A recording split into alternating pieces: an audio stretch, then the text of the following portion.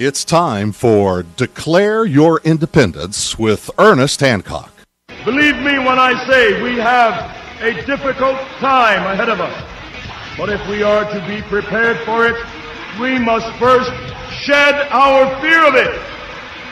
I stand here without fear because I remember that I am here not because of the path that lies before me, but because of the path that lies behind me. I remember that for 100 years we have fought these machines. And after a century of war, I remember that which matters most. We are still here! Tonight, let us make them remember we are not afraid!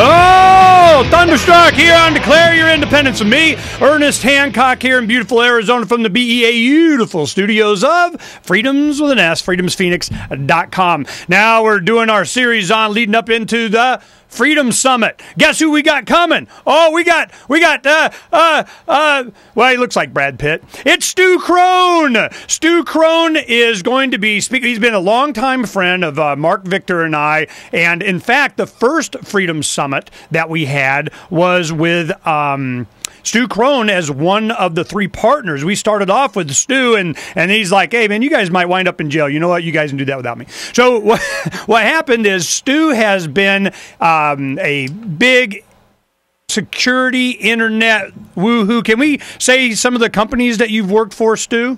Yes. Go ahead and let's give your bio. I mean, you're Mr. Secret. I mean, it's that's why we're always we're doing the Brad Pitt thing. It's like this is what I look like, as far as you know. So, as far as you know. So go ahead and give us your resume, and then we'll talk about some of the things that you've been scaring us with for a decade. Because I remember when we first started having presentations, Mark would have an annual event that he would have for a lot of his clients and other attorneys and judges and so on, and you would speak at. And then we started doing the Freedom Summits and so on. And on a regular basis, you come in and said, let me tell you what's coming. Well, it's here. So go ahead and give your bio, man. So I've worked for a number of large multinational companies such as AT&T, Thomson Financial, Credit Suisse, not Credit Suisse in the U.S., but actually over in Switzerland, and a number of banks and financial industries and whatnot. And I've spent many years doing software development, database design, information security, computer forensics, and moving more and more into the security space, doing serious information security, communication security, and forensics. And the forensics, I mean, there's been some of the history on Mark using you in criminal defense cases to where we need somebody to look at the hard drive and see what really happened, because there's a trail when you got the man wanting to add some stuff in there and you go, I see what you did. Yes, exactly. So we can actually open up the system, take a look at the hard drive, pull it out, analyze it, and see what's really going on, and recover a lot of information that people never really realized would even be on there.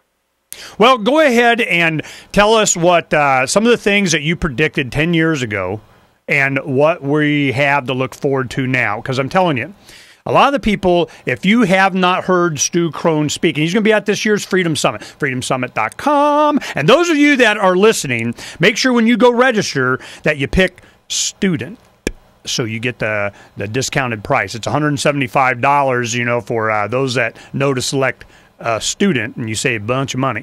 Now, Stu's going to be there, and he's going to scare us, but let's go ahead and go back to where you were, giving us what for back in the day, and you were saying, this is what you need to worry about, and then it came to pass. Go ahead and talk about it a little bit.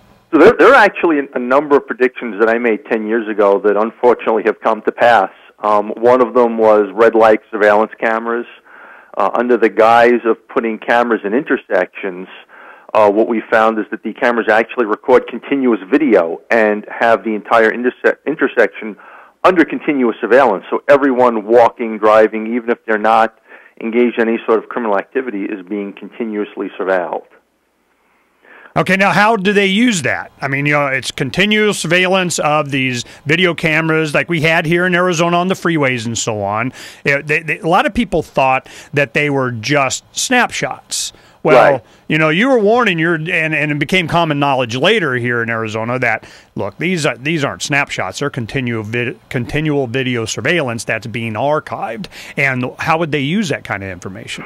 Well, you see, one of the other predictions I made was that they're going to start pulling this data together with transaction data from credit cards, from banking transactions, from drive-thrus, from restaurants, and start building an image of your entire life story, your history, your travels. And in fact, there are several initiatives underway around the world to do this in all public places.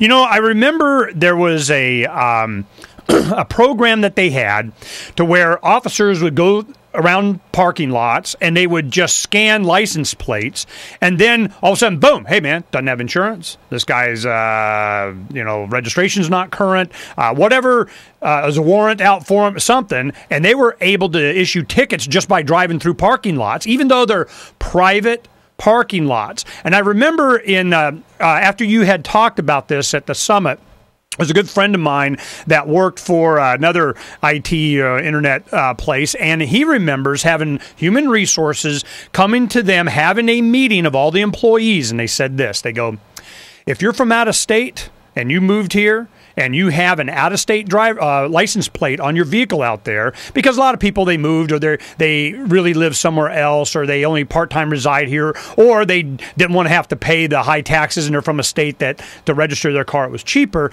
They go, look, the government has come to us because we have a big parking lot with lots of money out there. Mm-hmm. So what they did is they said, look, we're going to go through and start scanning all these, and if we find that they have an Arizona address, we're going to issue them citations for not registering their vehicles. But the company had to give them permission to come on their private property to do this. And, of course, they gave it. Well, my friend Gary, he's like going, whoa, whoa, whoa, whoa, whoa. Anybody know what's going on here? Explain that to us. So, essentially, if you think about it, what they're saying is, we're going to look at your license plate, we're going to run it, and find out if you have an Arizona address. Now, if you have an out-of-state license plate, obviously that license plate is registered to an out-of-state address. So how would they know if you have an in-state address as well? Well, obviously what they're doing is they've pulled together all of these databases. They're looking at real estate databases. They've pulled them all together, and now they're cross-referencing them. The mere fact that they're able to do that lookup shows that they've tied these databases together. They're driving through, and obviously most large companies are engaged in regulated activities, meaning you buy things interstate, you have a local business license, you may handle toxic waste, you need trash permits, you need fire inspections, you need building permits. There's a lot of pressure that can be put on medium to large companies by the local government to encourage them to allow the police to drive through private parking lots. And so basically from what we're seeing here, it's obvious they've already tied these databases together, and that's what they're doing. They're running the plates and scanning them. They also do that, by the way, on the interstates. DPS has cars that have infrared plate readers that as you're driving will snapshot your plate, automatically run it, and look for hits. Wow. Now there was, I can't remember what the program was called. What they did is it was called, I don't remember.